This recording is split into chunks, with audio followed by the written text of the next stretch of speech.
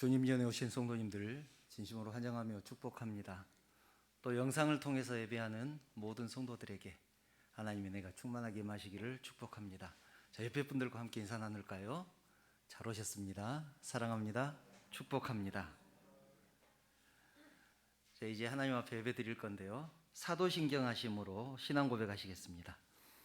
나는 전능하신 아버지 하나님 천지의 창조주를 믿습니다. 나는 그의 유일하신 아들 우리 주 예수 그리스도를 믿습니다. 그는 성령으로 잉태되어 동정녀 마리아에게서 나시고 본디오 빌라도에게 고난을 받아 십자가에 못 박혀 죽으시고 장사된 지 사흘 만에 죽은 자 가운데서 다시 살아나셨으며 하늘에 오르시어 전능하신 아버지 하나님 우편에 앉아 계시다가 거기로부터 살아있는 자와 죽은 자를 심판하러 오십니다. 나는 성령을 믿으며 거룩한 공교회와 성도의 교제와 죄를 용서받는 것과 몸의 부활과 영생을 믿습니다. 아멘.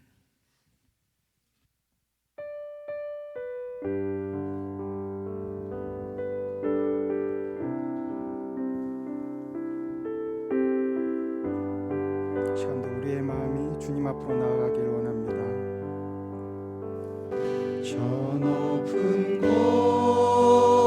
곳을 향하여 날마다 나아갑니다. 내 뜻과 정성 모아서 날마다 기도합니다. 다시 한번 찬양하시겠습니다. 저 높은 곳을 향하여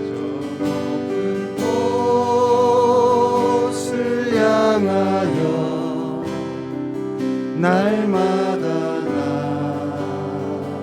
나아갑니다.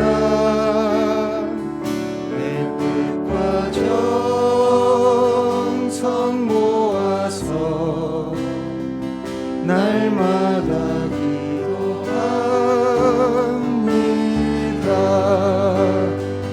내 주여 내맘 붙드사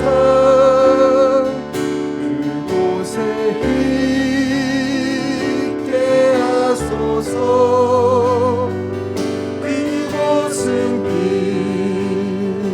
빛과 사랑이 언제나 넘치옵니다.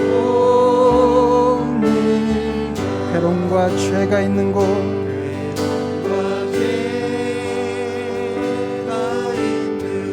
우리가 비록 여기 살지만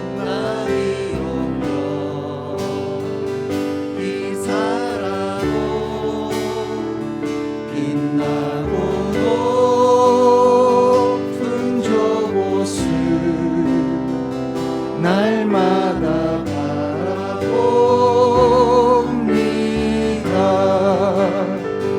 내 주여 내맘 붙드사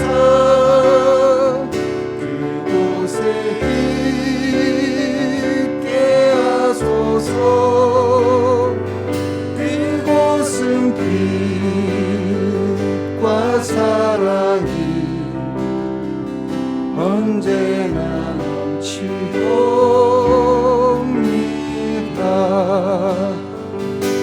의심의 한계 거치고 근심의 구름 없는 곳, 기쁘고 참된 평화가 거기만 있사옵니다.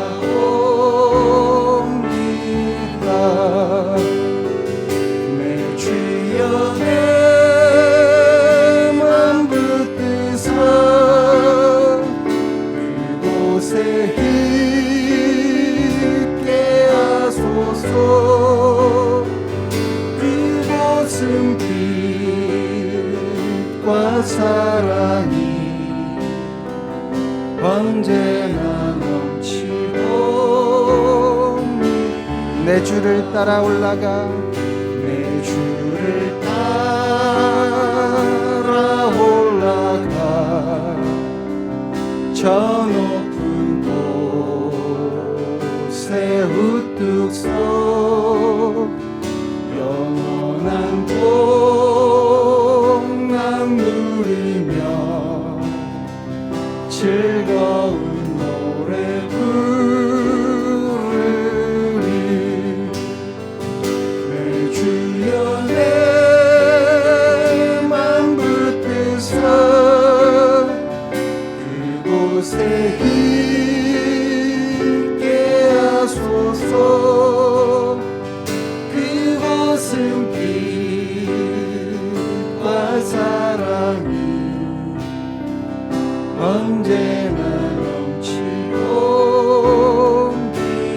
내 주여 내 맘 붙드사 내 주여 내 맘 붙드사 그곳에 있게 하소서. 그곳은 빛과 사랑이 언제나 넘치옵니다. 내 아버지 내 아버지 그 품 안에서 내 영혼을 안전합니다. 아멘. 주 손길로 내 삶을 안으시니 그 평강이 나를 덮습니다. 다시 한번 고백합니다. 내 아버지 내 아버지 그 품 안에서 내 영혼을 안전합니다. 주 손길로 내 삶을 안으시니 그 평강이 나를 덮습니다. 비록 넘어지면 흔들리지만 주 내 안에 거하며 나를 붙드시니 내 생각을 주께로 돌리고 주시는 평강의 옷을 입습니다. 주 약속 안에서 내 영혼 평안해 내 뜻보다 크신 주님에게 나 신뢰해 두려움 다 내려놓고 주님만 의지해 주 안에서 내 영혼 안전합니다. 마음을 다해 다시 한번 고백할까요? 내 아버지 그 품 안에서 내 영혼을 안전합니다. 주 손길로 내 삶을 안으시니 그 평강이 나를 덮습니다. 비록 넘어지면 흔들리지만 주 내 안에 거하며 나를 붙드시니 내 생각을 주께로 돌리고 주시는 평강의 옷을 입습니다. 주 약속 안에서 내 영혼 평안해 내 뜻보다 크신 주님에게 나 신뢰해 두려움 다 내려놓고 주님만 의지해 주 안에서 내 영혼 안전합니다. 나 주의 믿음 갖고 홀로 걸어도 나 주의 믿음 갖고 노래 부르네. 높은 구름 몰아치고 하늘 덮어도 나 주의 믿음 갖고 실망치 않네. 다시 한번 고백합니다. 나 주의 믿음 갖고 주의 믿음 갖고 홀로 걸어도 나 주의 믿음 갖고 노래 부르네. 높은 구름 몰아치고 하늘 덮어도 나 주의 믿음 갖고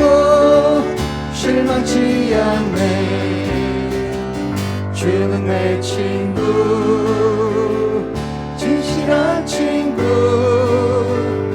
세상 끝까지 주를 믿으리. 높은 구름 몰아치고 하늘 덮어도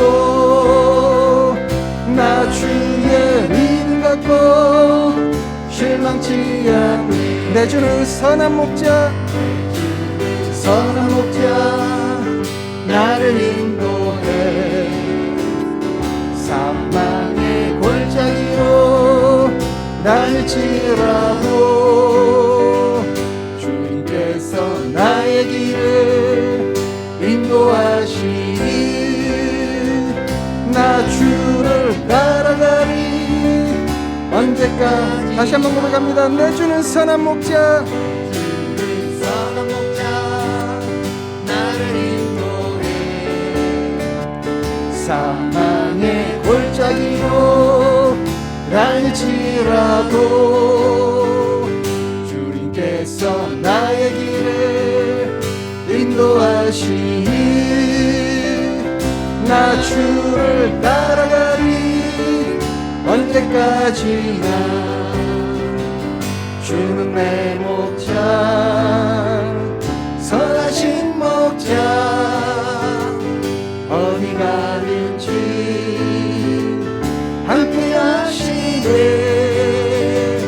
주님께서 나의 길을 인도하시니 나 주를 따라가리. 언제까지나 내 영혼이 은총 입어 영혼이 은총 입어 중한 죄질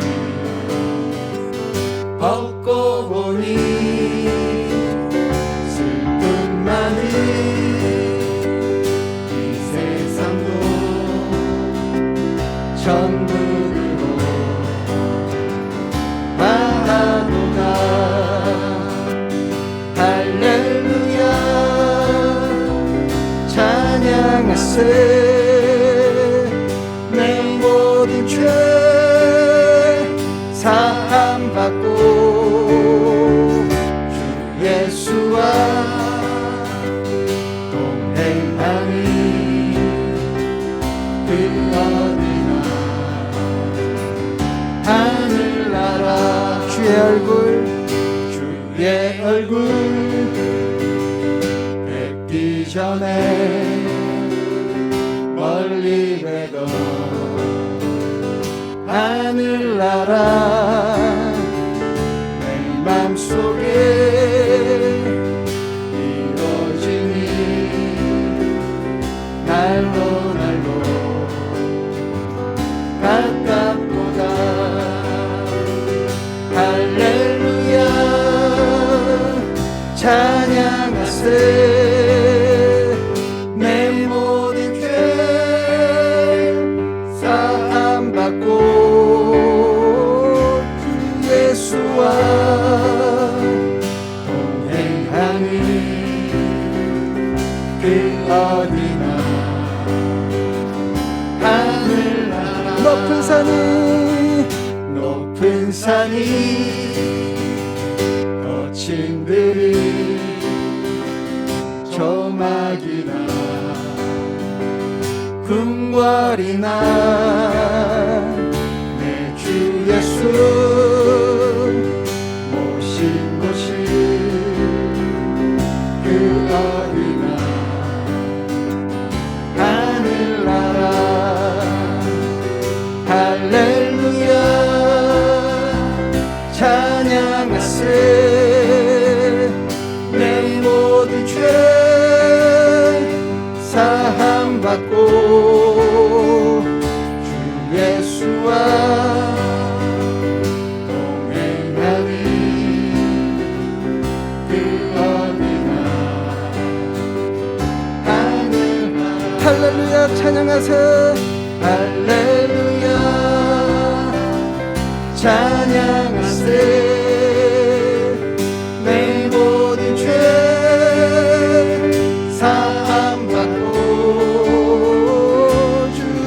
예수와 동행하니 그 어디나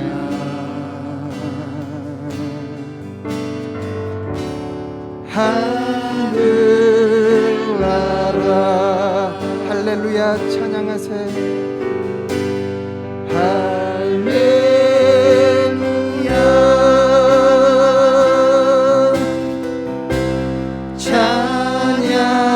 찬양하세. 내 모든 죄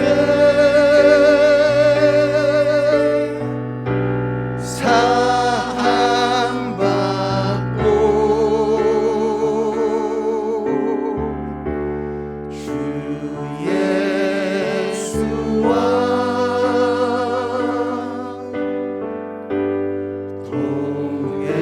동행하니 그 어디나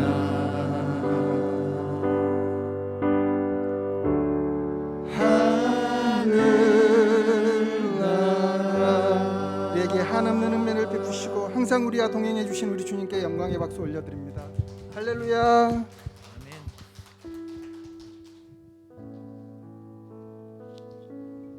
우리 하나님의 그 은혜와 사랑을 힘입어 나아갑니다.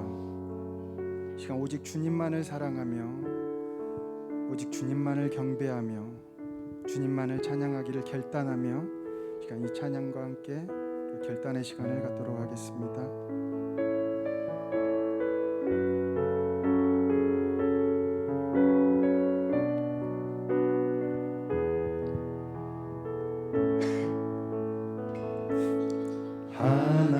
하나님의 사랑을 사모하는 자 하나님의 평안을 바라보는 자 너의 모든 것 창조하신 우리 주님이 너를 얼마나 사랑하시는지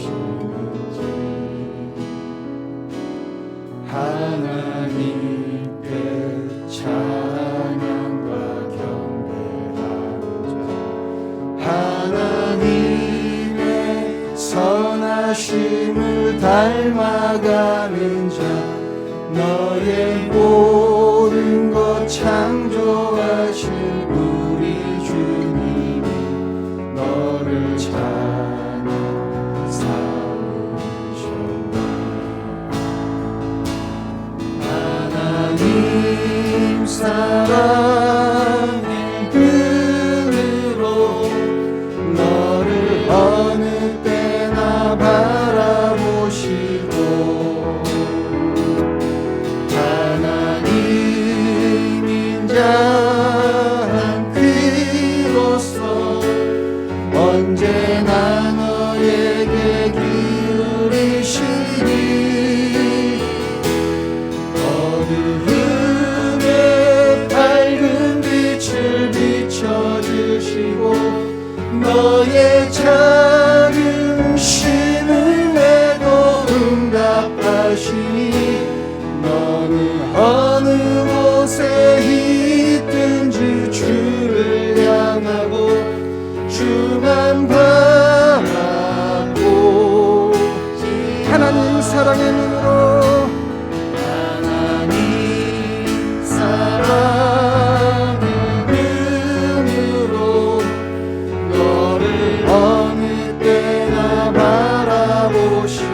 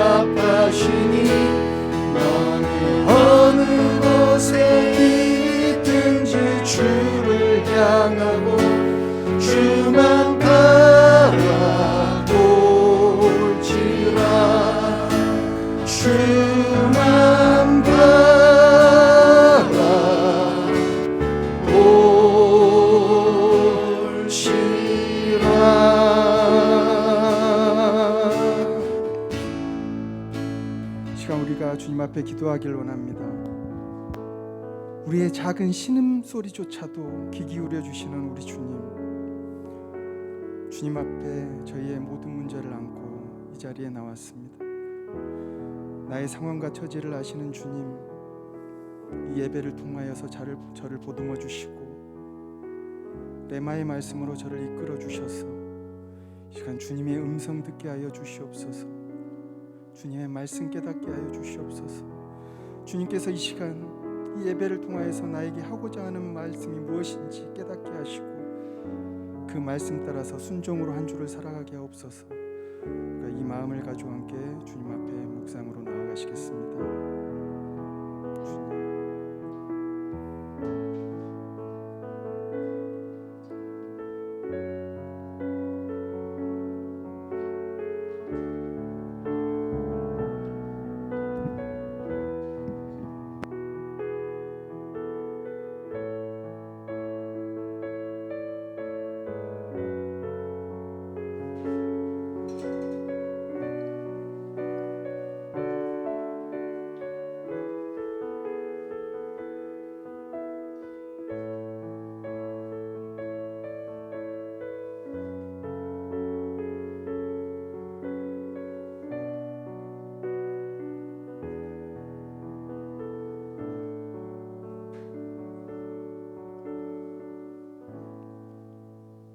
사랑과 자비가 풍성하신 하나님, 하나님의 은혜를 진심으로 감사합니다.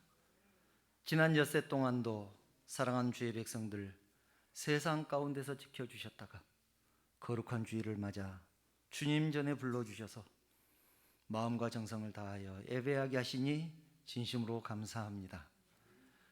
저희들 주님 전에 나왔사오니 세상 것들 다 내려놓고 오직 주님만을 경배함으로 영광 돌리게 하여 주시옵소서. 주님을 만나며 주님의 음성을 듣게 하여 주시옵소서. 사랑의 하나님, 이 세상은 날이 갈수록 악해져 가고 혼란스럽습니다. 그런 세상에서 저희들의 힘으로는 믿음을 지키며 살아내기가 너무나 버겁습니다. 하나님께서 사랑하는 성도들의 심령을 붙들어 주시고 크신 사랑과 위로를 내려 주시옵소서. 찬양할 때 심령이 뜨겁게 하시고 말씀을 들을 때 깨달아지게 하여 주시옵소서.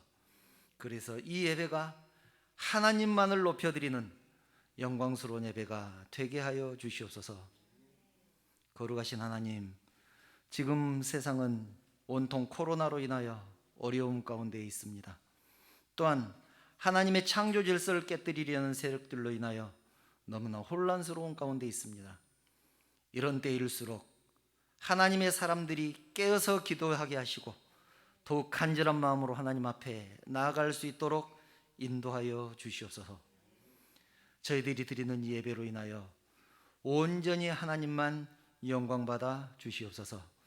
성령께서 이 예배를 주관하여 주실 줄 믿사오며 거룩하신 예수님의 이름으로 기도합니다. 아멘.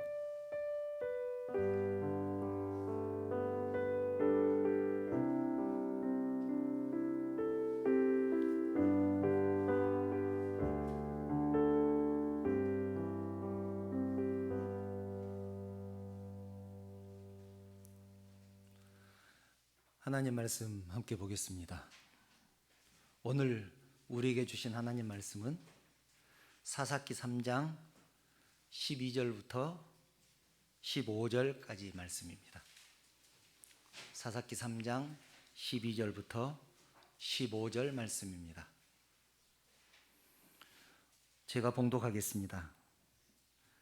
이스라엘 자손이 또 여호와의 목전에 악을 행하니라. 이스라엘 자손이 여호와의 목전에 악을 행함으로 여호와께서 모압 왕 에글론을 강성하게 하사 그들을 대적하게 하시매 에글론이 암몬과 아말렉 자손들을 모아 가지고 와서 이스라엘을 쳐서 종려나무 성읍을 점령한지라. 이에 이스라엘 자손이 모압 왕 에글론을 18해 동안 섬기니라. 이스라엘 자손이 여호와께 부르짖음에 여호와께서 그들을 위하여 한 구원자를 세우셨으니 그는 곧 베냐민 사람 게라의 아들 왼손잡이 에훗이라. 아멘. 아까 인사했지만 다시 한번 인사할까요? 사랑합니다. 축복합니다. 앞뒤 좌우로 살피면서 인사하겠습니다. 예. 우리는 지난 시간부터 사사기에 대해서 함께 나누고 있습니다. 말씀을 시작하면서 두 가지 질문을 제가 드리겠습니다. 첫 번째 질문, 하나님은 능력 있는 사람을 사사로 부르셨을까요? 아니면 하나님의 붙들렸기 때문에 능력 있는 사람이 됐을까요? 정답은 아마 다 알고 계시리라 믿습니다. 두 번째 질문은, 그렇다면 왜 우리는 자꾸 능력이 있어야 하나님 일을 할 수 있다고 생각을 할까요? 왜 능력이 있어야, 왜 뛰어나야만 하나님 일을 할 수 있다고 생각할까요? 이 두 질문을 마음속에 염두에 두고 말씀을 함께 나누겠습니다. 오늘 본문은 사사 에훗이라는 사사에 관한 말씀입니다. 대략적인 내용은 이렇습니다. 모압 왕 에글론은 사람 이름이죠. 모압의 왕이 있었는데 그 에글론이라는 왕이 암몬과 아말렉 군사를 모아서 이스라엘을 쳐들어옵니다. 그래서 이스라엘 백성들이 이 아말렉의 왕 에글론을 18해 동안이나 섬겼다. 그런데 그것이 너무 힘들었기 때문에 이스라엘 백성들이 하나님께 부르짖고 기도합니다. 구해달라고 기도를 하죠. 하나님께서 에훗이라는 사람을 사사로 세우셔서 이스라엘을 구해주셨는데 그 후로 80년 동안 태평성대였다. 이런 내용입니다. 우리는 보통 성경의 위인들, 성경의 영웅들, 아브라함이나 모세나 사무엘, 다윗, 다니엘, 엘리야 이런 사람들을 생각하면 이렇게 생각을 합니다. 이 사람들은 모두 능력 있는 사람이었을 것이다. 하나님이 맡기신 일을 충분히 감당할 만큼 뛰어난 사람들이었을 것이다. 능력이 없으면 하나님께서 맡기셨겠느냐? 그래서 우리도 하나님 앞에 기도할 때 능력을 달라고 기도해야 된다. 이렇게 생각합니다. 에훗을 보면서도 마찬가지 생각을 하죠. 에훗이 능력이 있었기 때문에 에글론을 죽이고 이스라엘을 태평성대로 이끌 수 있지 않았느냐. 에훗이 영웅이었기 때문에 이 일이 가능했을 것이다. 에훗이 얼마나 능력 있는 하나님의 종인가. 하나님은 능력 있는 사람을 쓰신다. 여러분 정말로 그렇습니까? 하나님은 능력 있는 사람을 쓰십니까? 아니면 하나님 손에 붙들리면 능력 있는 사람이 되는 것입니까? 이것을 우리는 분명하게 이해를 해야 합니다. 만약 여러분이 이렇게 생각한다면 어떤 능력 있는 사람이 나타나서 하나님이 정말 골치 아파하시는 어떤 문제를 해결했다, 시원하게 다 해결해 드렸다, 이렇게 생각한다면 정말로 하나님을 잘 모르는 것입니다. 그러면 이것을 알아보면 됩니다. 에훗이라는 사람이 정말로 사사가 되기에 충분했던 사람인가? 사사가 되기에 충분했던 사람인가? 본문 15절을 보면 이렇게 기록합니다. 이스라엘 자손이 여호와께 부르짖으매 여호와께서 그들을 위하여 한 구원자를 세우셨으니 그는 곧 베냐민 사람 게라의 아들 왼손잡이 에훗이라. 성경에는 에훗이라는 사람에 대해서 거의 나오지 않습니다. 기록이 없습니다. 다만 그는 오늘 15절 말씀처럼 베냐민 지파 사람이었고 그의 아버지 이름이 게라였고 왼손잡이였다, 그렇게 소개를 합니다. 여러분, 왼손잡이라는 것이 무슨 그렇게 중요한 특징이라고 여기에 기록을 했을까요? 왼손잡이가 특별한 일은 아니지 않습니까? 그런데 성경에 기록하고 있습니다. 그런데 기록한 이유가 있습니다. 굉장히 중요한 이유입니다. 요즘 같으면 왼손잡이라는 것이 전혀 흉이 되지 않습니다. 오히려 장점이 많죠. 예체능을 잘하는 사람들 보면 왼손잡이가 많다, 그런 얘기도 있습니다. 그런데 그 당시에는 전혀 개념이 달랐습니다. 구약의 뒷골목 풍경이라는 책을 보면 오른손은 거룩한 손, 경건한 손이었습니다. 그런데 왼손은 부정한 손, 불결한 손이었습니다. 그래서 거룩한 일을 할 때는 당연히 오른손으로만 했습니다. 당연히 오른손으로만 했습니다. 밥을 먹을 때도, 음식을 먹을 때도 오른손으로만 먹었습니다. 더러운 것을 만질 때나 지저분한 일을 할 때는 왼손을 썼습니다. 그런데 이 에훗은 왼손잡이였습니다. 부정한 손을 잘 사용하는 사람이었다는 얘기죠.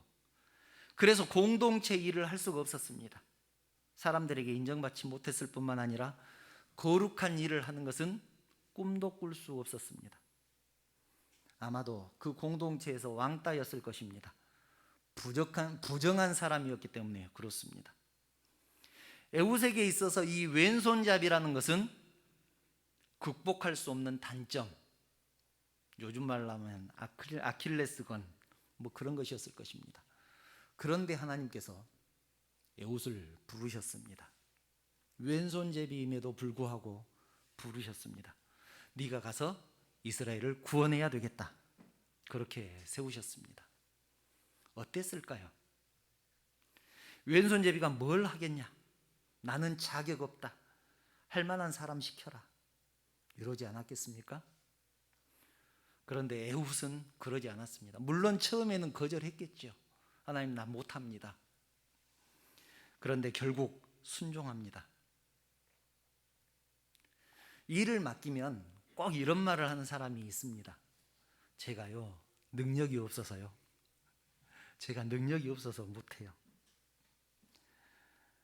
물론 하지 않으려는 핑계 때문에 이렇게 말씀을 하시겠지만, 우리가 좀 더 깊게 들어가 보면 이렇게 말을 하지 않아야 되는 이유가 있습니다. 이 말 속에는 하나님이 함께 하시면 충분히 할 수 있다는 생각보다는 능력 있는 사람만이 하나님 일을 한다라는 생각이 그 속에 있습니다. 하나님이 함께 하시면 내가 일을 할 수 있는데, 이렇게 생각해야 되지 않겠습니까? 그런데 그렇게 생각하지 않고 능력 있는 사람들, 뭔가 뛰어난 사람들, 재주가 있는 사람들이 하나님 일을 한다, 그렇게 생각을 합니다. 첫 번째 질문이 뭐였습니까? 하나님은 능력 있는 사람을 부르셨을까요? 아니면 하나님 손에 붙들린 사람을 사사로 세우셨을까요? 여러분, 사람들의 생각에 부족한 사람, 자격 없는 사람이라고 할지라도 하나님의 손에 붙들린다면 나라도 구하고 백성도 구한다는 사실을 믿으시기 바랍니다. 여러분, 성경이 얼마나 정확한지 아십니까? 창세기가 기록된 연도가 기원전 1450년경에 기록이 됐습니다. 그리고 이 사사기는 기원전 1000년경에 기록이 됐습니다. 창세기는 모세가 기록했고 사사기는 사무엘이 기록했습니다.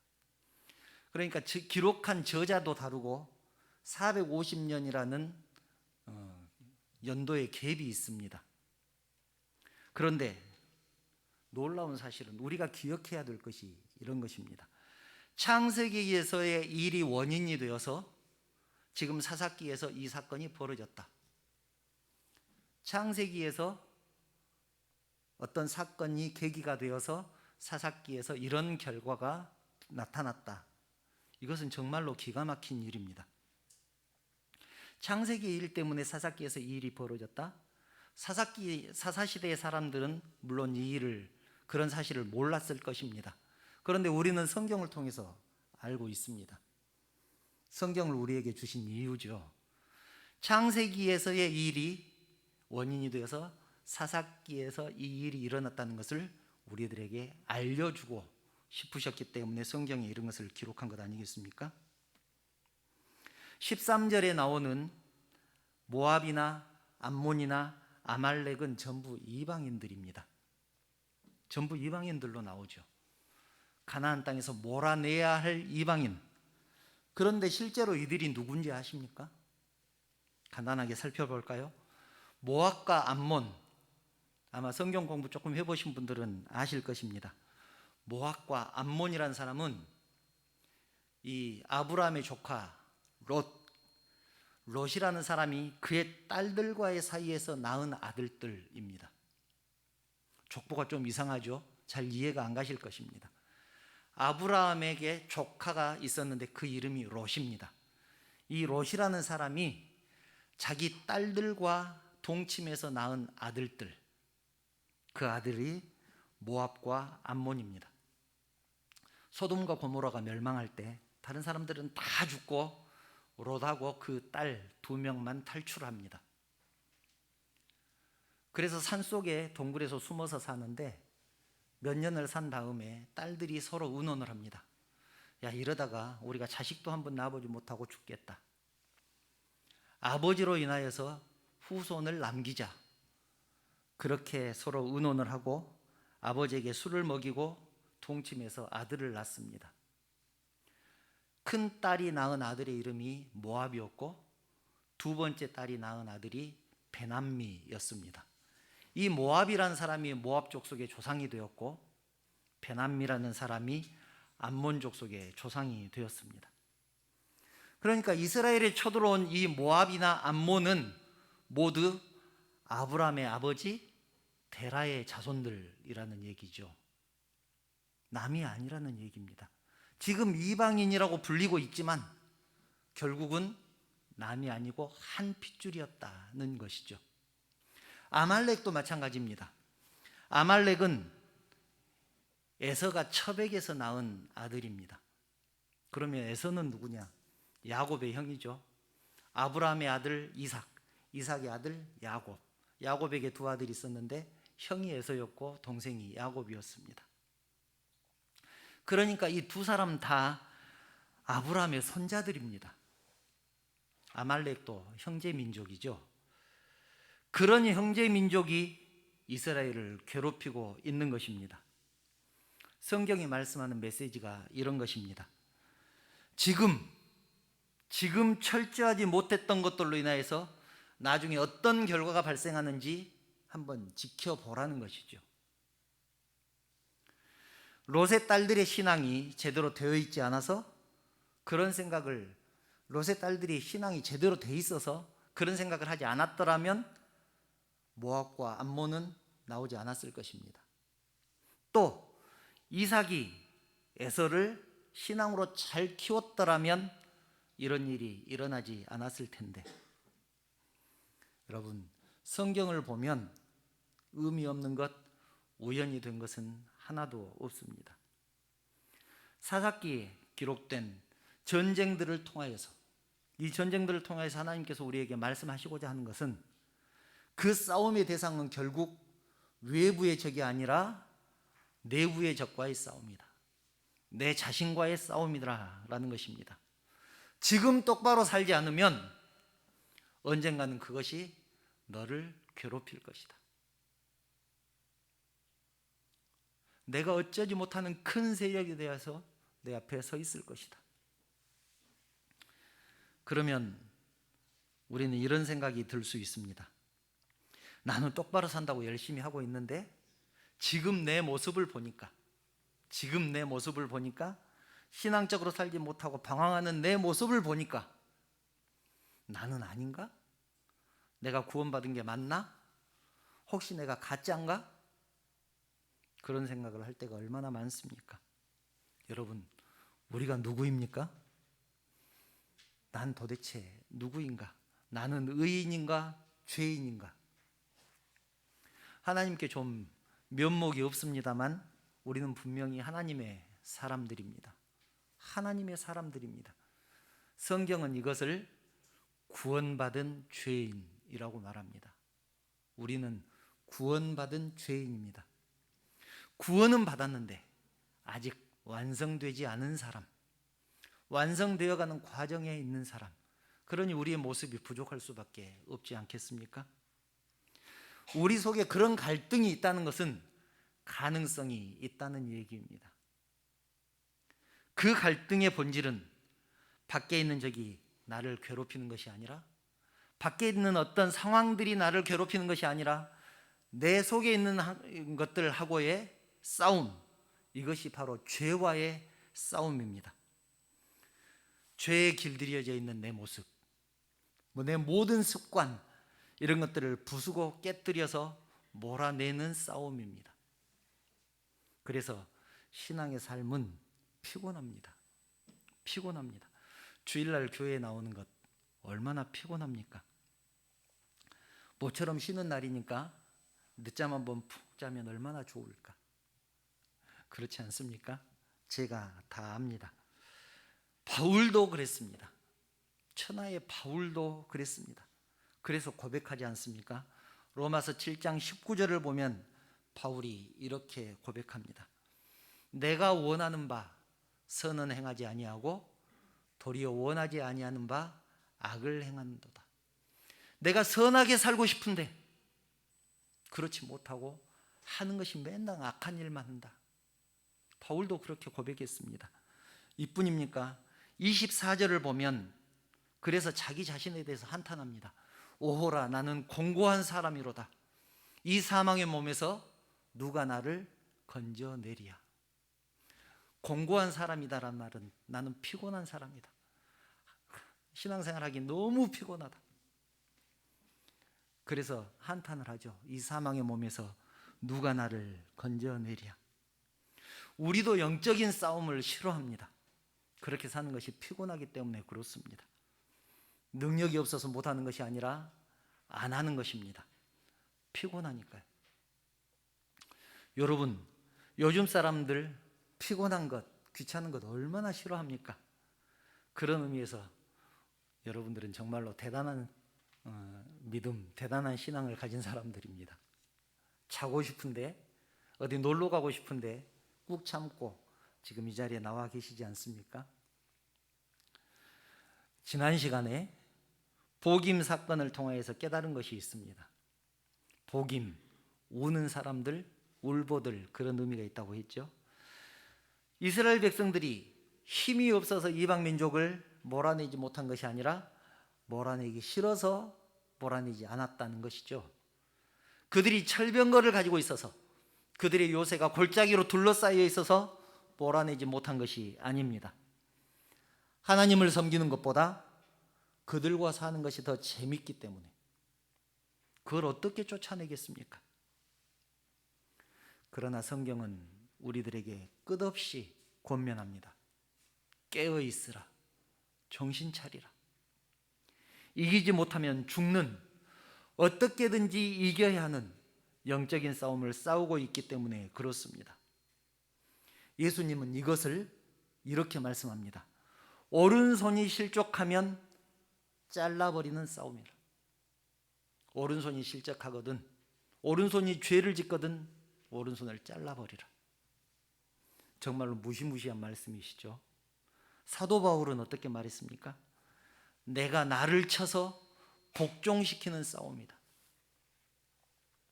죄를 짓고 싶어하는 내 자신을 쳐서 복종시키는 싸움, 죄 짓지 않도록 만드는 싸움, 이것이 신앙이다, 그렇게 말합니다.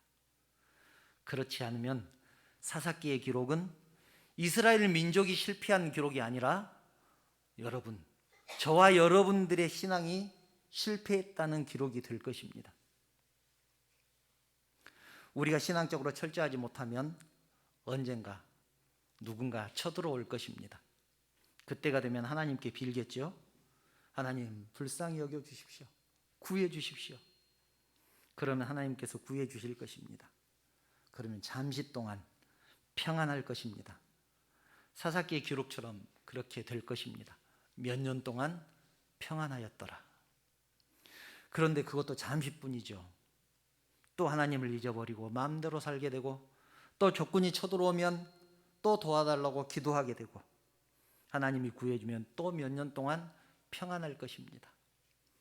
과연 몇 번쯤 이것을 반복해야 온전히 돌아설 수 있을까요?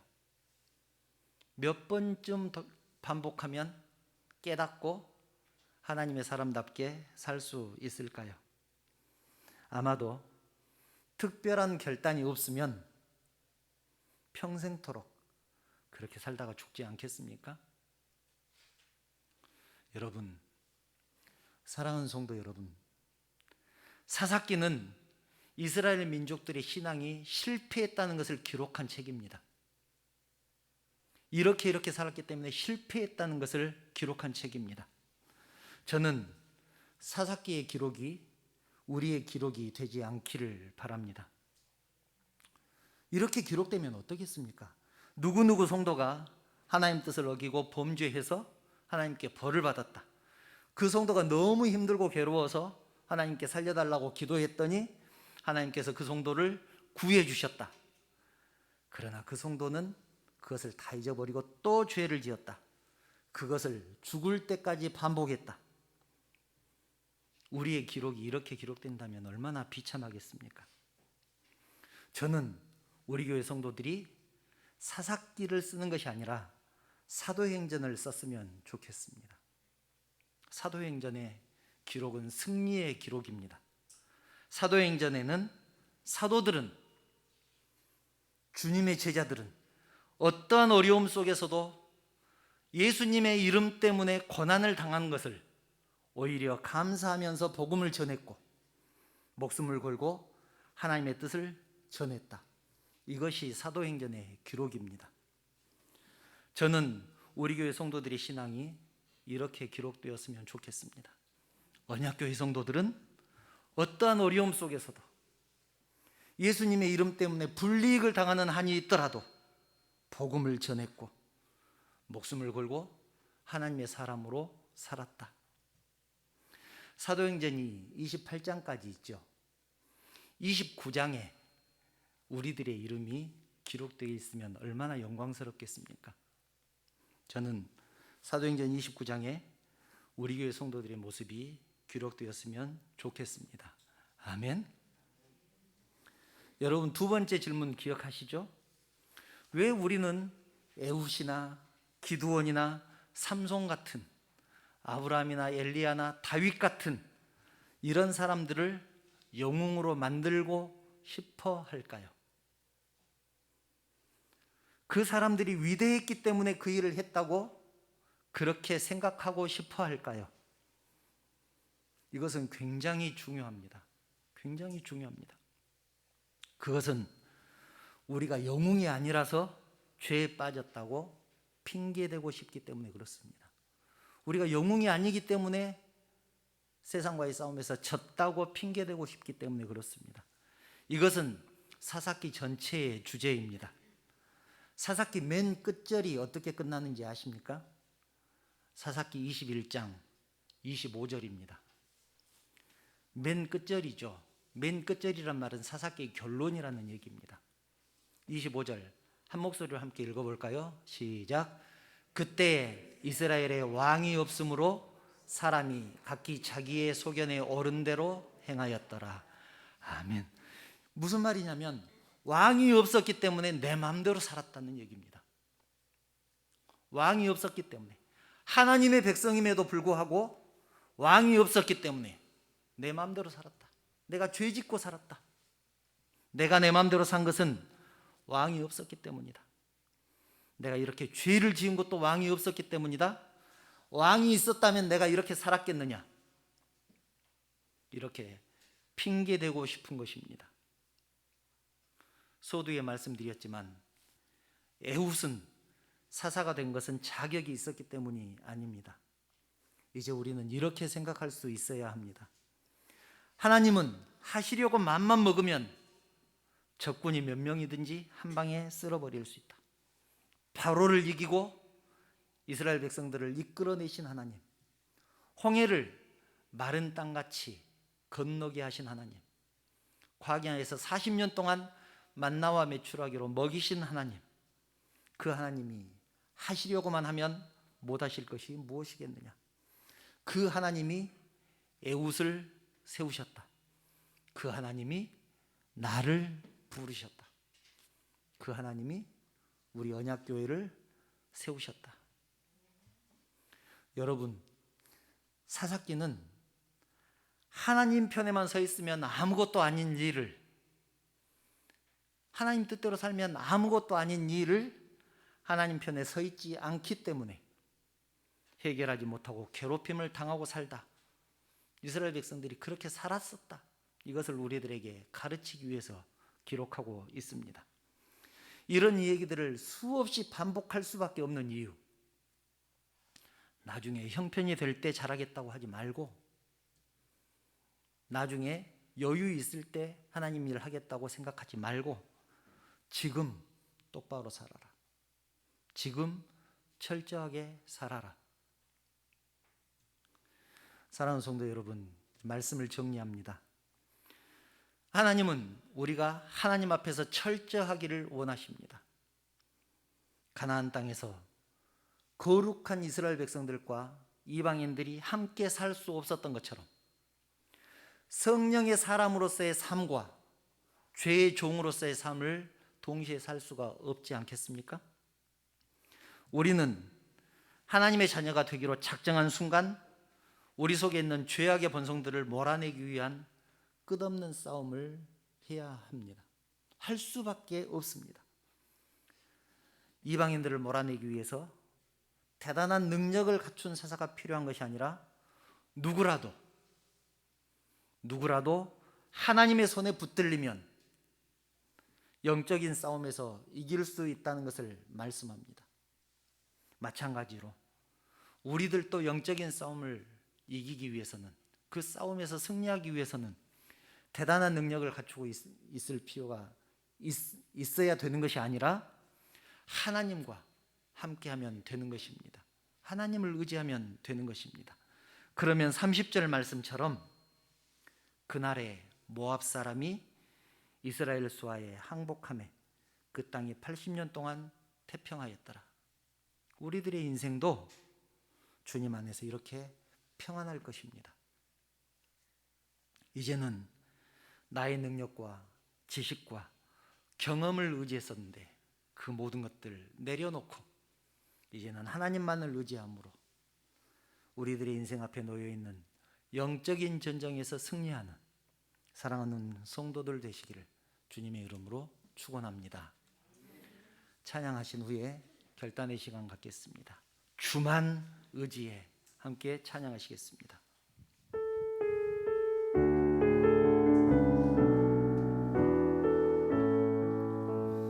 의지했던 모든 것, 의지했던 모든 것 떠내가고 억울한 마음은 거져가네.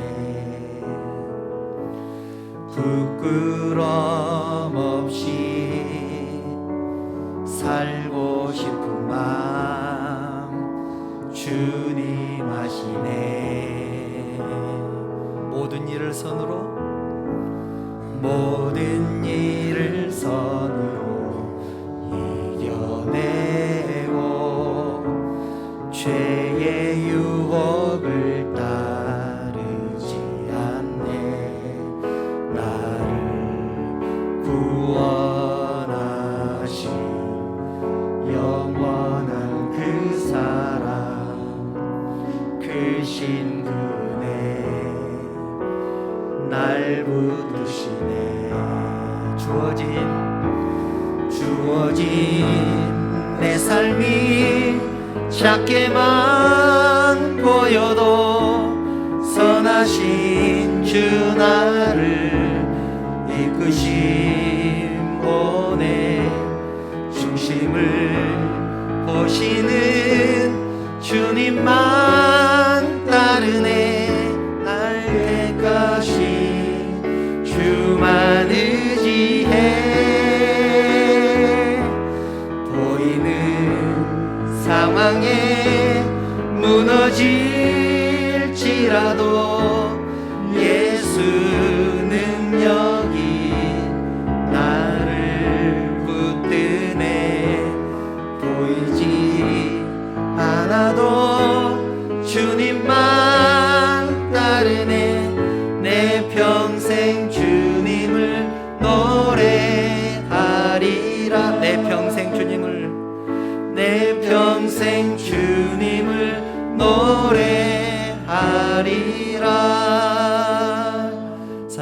성도 여러분, 우리는 지금 바벨론과 같은 세상에서 살고 있습니다. 세상은 할 수만 있으면 우리를 바벨론화하기 위해서 온갖 곤모술수를 씁니다. 때로는 회유하고 때로는 협박합니다. 예수 믿는다고 불이익을 주기도 합니다. 그럴 때 혹시 우리는 세상과 타협하기 위한 핑곗거리를 찾고 있지 않습니까?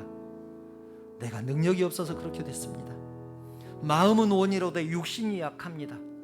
그러니 나에게 세상을 이길 힘을 주시옵소서, 이렇게 핑계대고 있지는 않습니까? 그러나 여러분, 우리가 분명하게 기억해야 할 것은 우리가 영적인 싸움에서 지는 이유는 능력이 부족해서가 아닙니다. 나에게 왕이 없어서가 아닙니다. 하나님을 의지하지 않기 때문에 그렇습니다. 이스라엘 백성들이 이방 민족을 쫓아내기 싫어했던 것처럼 우리도 세상의 것들을 쫓아내기 싫어하지는 않았는지 이 시간 돌아보시기 바랍니다. 하나님은 우리들에게 말씀합니다. 너는 내 앞에서 행하여 완전하라. 너는 내 앞에서 완전하게 행하라. 사랑하는 성도 여러분, 이 시간 결단하시기 바랍니다. 나중에 형편 좋아지면, 시간이 나면, 여유 있어지면 잘 믿겠다는, 신앙생활 열심히 하겠다는 생각 버리고 지금 이 순간 하나님 앞에서 철저하겠다고 결단하시기 바랍니다. 지금 이 순간 하나님 앞에서 최선의 삶을 살리라. 지금 전심으로 예배하리라. 조용히 묵상하시면서 결단하는 시간 갖겠습니다.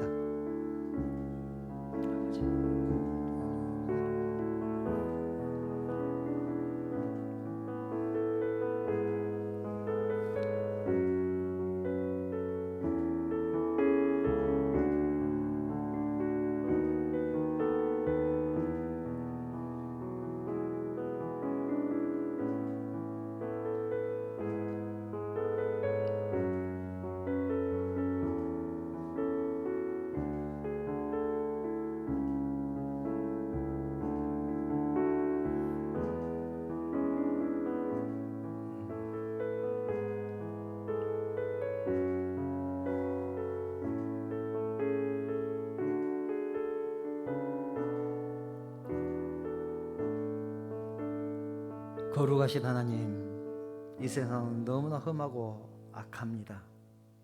세상은 할 수만 있으면 우리를 삼키려고 우는 사자같이 달려듭니다. 때로는 회유하고 때로는 불이익을 주겠다고 협박합니다. 하나님, 그러나 간절히 기도하옵기는 그럼에도 불구하고 하나님의 사람으로 살기를 원합니다. 세상과의 싸움에서 승리할 수 있도록 내 자신의 능력을 의지하는 것이 아니라 하나님의 능력을 의지하며 하나님과 동행하는 삶을 살기를 원합니다. 하나님, 그러기 위해서 우리의 심령을 붙들어 주시옵소서. 우리의 삶을 인도하여 주시기를 원합니다. 오직 하나님만 바라볼 수 있도록, 우리의 시선을 하나님을 향할 수 있도록 우리의 심령을 인도하여 주시옵소서. 하나님의 말씀에만 귀를 기울일 수 있도록 우리의 마음을 붙잡아 주시옵소서. 그래서 이제는 핑계대지 않도록 우리의 마음을 주장하여 주시옵소서. 이 시간 사랑하는 성도들이 결단했습니다. 하나님 앞에서 최선을 다해 살리라. 전심으로 하나님 앞에 예배하리라. 영적인 싸움에서 절대 굴하지 않고 끝까지 싸워서 이기리라. 사랑하는 성도들이 결단한 이 모든 결단의 기도들을 우리 하나님께서 들어주시옵소서. 하나님, 이 시간 사랑하는 성도들이 귀한 예물을 드렸습니다. 과부의 두 렙돈을 기뻐 받으셨던 하나님, 중심을 보시는 하나님께서 이 예물을 받으시고 흠양하여 주시옵소서. 그리고 이 물질이 사용되는 곳에 열매가 맺어지는 역사가 있게 하여 주시옵소서. 이제 사랑하는 성도들, 내일부터 또 세상을 향해서 나갈 것입니다. 세상과의 싸움에서 승리할 수 있도록 우리 하나님께서 함께 하시며 그 심령들을 붙잡아 주시고 위로하여 주시옵소서. 육신이 연약한 성도 있습니다. 우리 하나님께서 찾아가셔서 함께 하시고 낫게 하여 주시옵소서. 이전보다 더 강건할 수 있도록 회복시켜 주시옵소서. 우리의 삶을 통하여 온전히 우리 하나님의 영광 받으시기를 원하오며 거룩하신 예수님의 이름으로 기도드리옵나이다. 아멘. 교회 소식 말씀드리겠습니다. 주일 예배 오신 성도님들 환영하며 축복합니다. 지난주에는 광고를 드리기를 수요 찬양 모임 하겠습니다. 그렇게 광고를 드렸는데 월요일부터 갑자기 확진자가 많아지고 그래서 수요 찬양 모임을 하지 못했습니다. 거리두기가 4단계가 계속되는 동안은 아마 주일 낮 예배를 빼놓고는 다른 모임은 하기 힘들 것 같습니다. 거리두기 단계가 하향되면 또 여건이 좋아지면 저희가 또 광고를 드리도록 그렇게 하겠습니다. 정부에서 하는 그런 방침들을 우리가 좀 따라야 되기 때문에 부득이하게 이렇게 결정했다는 것 양해 말씀 부탁드립니다. 방역수칙 여전히 잘 지켜주고 계시는데 지금처럼 그렇게 잘 지켜주시면 대단히 감사하겠습니다. 혹시 다른 광고 있으실까요? 다른 광고 없으시면 주기도문 찬양하신 후에 축도로 예배 마치겠습니다. 하늘에 계신 아버지 이름 거룩하사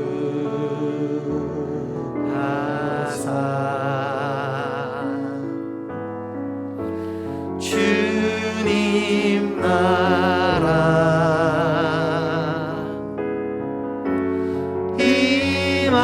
임하시고 뜻이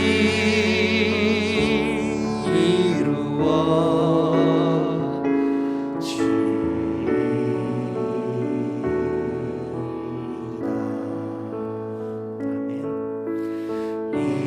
일용할 양식 주시고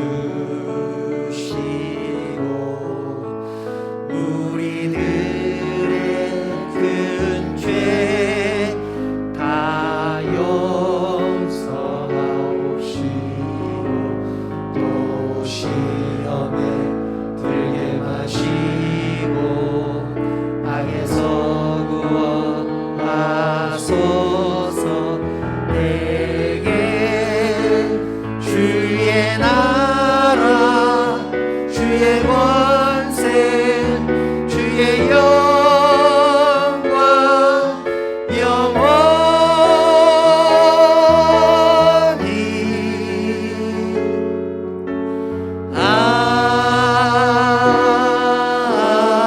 아멘.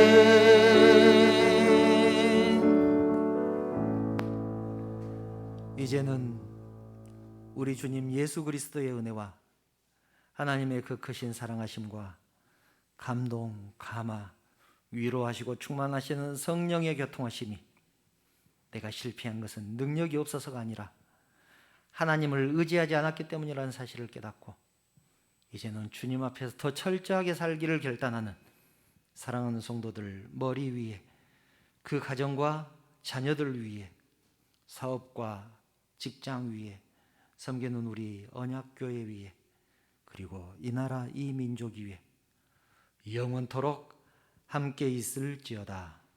아멘.